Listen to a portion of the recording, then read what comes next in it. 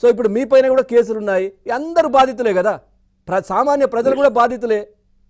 అదిగా సార్, ఇక్కడ పాయింట్ మీరు గమనించండి. జగన్మోహన్ రెడ్డి అచ్చెన్నాయుడు దగ్గర నుండి చంద్రబాబు నాయుడు వరకు ఒక 35 మందిని అర్ధరాత్రులు తీసుకెళ్ళి అరెస్ట్ చేశాడు. అవును. తర్వాత ఛార్జ్షీట్ పెట్టాడు.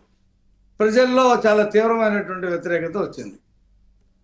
ఆధారాలు లేకుండా కక్ష సాధింపు చేశాడనేది ప్రజల్లో బాగా వెళ్ళింది. అయ్యన్న పాత్రుడికి ఏదో ఒక 2 అంగుళాల భూమి ఇరిగేషన్ దాంట్లో కూడా కలిసిందని చెప్పి అర్ధరాత్రికి తీసుకెళ్ళాడు.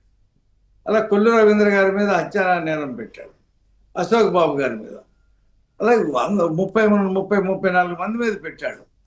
చివరికి ఆ అరెస్ట్ చేయడం ఒకటి మిగిలింది. ప్రజల్లో తీవ్రమైన వ్యతిరేకత వచ్చింది. మేము అలా అరెస్ట్ చేయాలని చెప్పి అనుకోవట్లా, ప్రజలు అలా అనుకున్నారు. బాధితులు జగన్మోహన్ రెడ్డి చేసినట్టు మేము కూడా చేస్తామని అనుకున్నాం.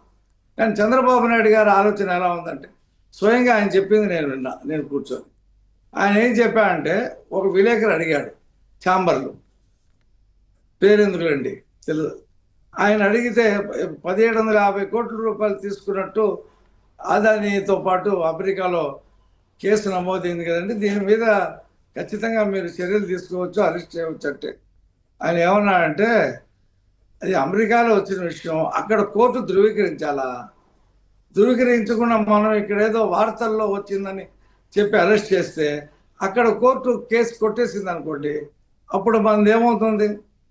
నేను వ్యక్తిగతంగా కక్ష సాధింపుకి వెళ్ళను, చట్ట ప్రకారంగా చేస్తాం, అది కొంచెం ఆలస్యం అవుతుంది, అందులో ఏ సమస్య లేదు, ఉన్న పోలీసులు వాళ్లే, కొంతమందిని విఆర్కి పంపించాం, అనేక చోట్ల అనేక మందిని పెట్టాం, కేంద్రాన్ని అడిగా ఇంకొంతమంది ఆఫీసర్లని ఇవ్వమని చెప్పి, ఇక్కడ ఉన్నటువంటి సిస్టము మొత్తం పొల్యూట్ చేశాడు, ఒక్కొక్కటి చేసుకుంటూ వస్తూ ఉన్నాం. ఆ ద్వారక తిరుమలరావు అనేటువంటి డీజీపీ ఏమి చేతకానివాడుగా ప్రూవ్ చేసుకున్నాడు అతను. ఇప్పుడు కొత్త డీజీపీ వచ్చాడు కాబట్టి పరిస్థితులు మెరుగుపడతాయని, వేగంగా ఈ కేసులన్నీ జరుగుతాయని చెప్పేసి మనం భావించాలి. ఇందాక మీరు ఇంట్రడక్షన్లో మాట్లాడుతున్నప్పుడు పెద్దిరెడ్డికి 2 శాఖలు అన్నారు. కాదు, పెద్దిరెడ్డికి 3 శాఖలు, విద్యుత్తు, గనులు, అటవీ. అంటే నేను అనేది గనులు అటవీ అనేది బాగా దగ్గర రిలేటెడ్ కదా సార్? కాదు, విద్యుత్ కూడా ఉంది ఆయన దగ్గర. నేను అనేది ఈ గతంలో ఎప్పుడు కూడా ఈ 2 శాఖలు ఒకరికే లేవు. కరెక్టే. ఆయన అక్కడ అడవిలో ఒక పెద్ద రాజమహల్ కట్టుకున్నాడు.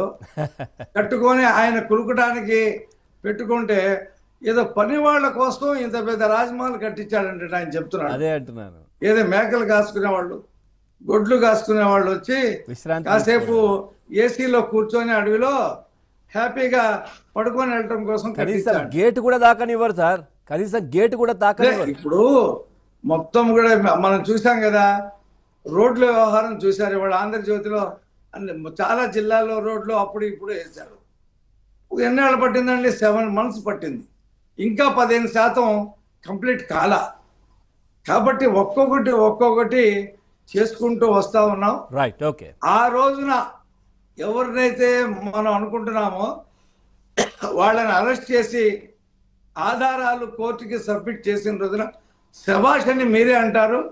ఆ రోజు మళ్ళీ మనం మన టీవీలోనే చర్చ పెట్టుకున్నటువంటి రవికిరణ్ గారు నమస్తే సార్.